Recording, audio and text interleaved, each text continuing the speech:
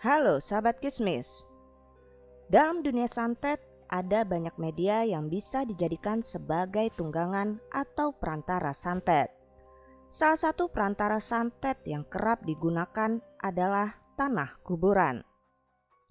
Santet tanah kuburan bisa dibilang paling mengerikan di antara perantara santet lainnya. Biasanya pengirim santet akan melempar tanah kuburan ke rumah sang korban. Tanah tersebut juga biasanya dicampur dengan kotoran hewan. Tujuannya pengirim ingin membuat orang yang tidak disukainya itu menderita atau bahkan usahanya bangkrut dan membuat orang lain tidak bahagia, tersiksa, dan sakit-sakitan. Sebelum kita melanjutkan video ini, jangan lupa untuk klik tombol like, subscribe, dan aktifkan tombol lonceng notifikasinya agar kalian tidak ketinggalan cerita misteri dari channel Kismis.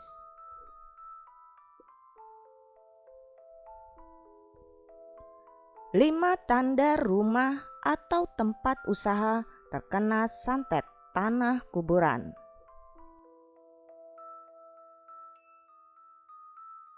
Number 1. Sakit tidak wajar.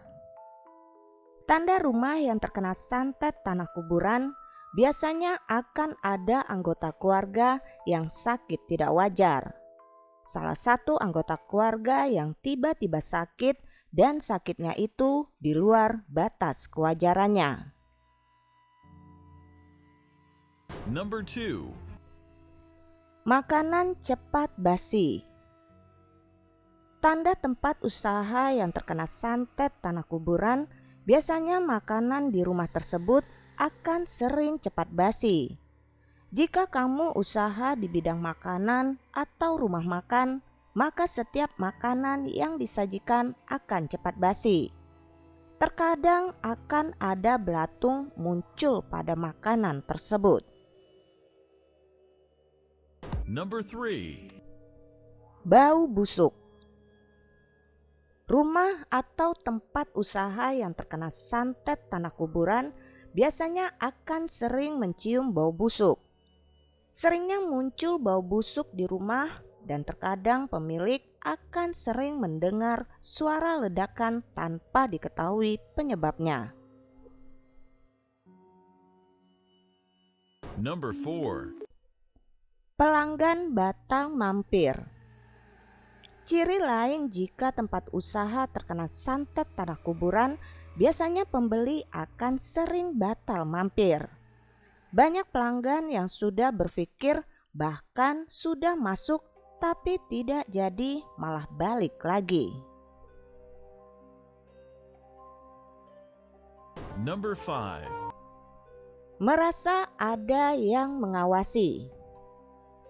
Pemilik rumah yang terkena santet tanah kuburan juga akan sering merasa seperti ada yang mengawasi. Melihat penampakan atau merasa ada yang mengawasi saat berada di salah satu ruangan rumah sendiri.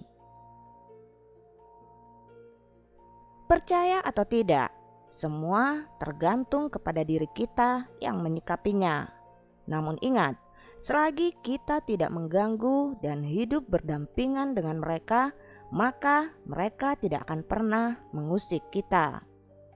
Dari kisah-kisah yang terjadi ini hanyalah satu dari sekian banyak peristiwa yang terjadi di sekitar kita. Banyak hal yang tidak kita pahami secara logika di dunia ini, namun bukan berarti mereka tidak ada. Jika kamu memiliki pengalaman dan kisah-kisah mistis lainnya, tuliskan pengalaman dan komentar kamu di kolom komentar. Salam Kismis.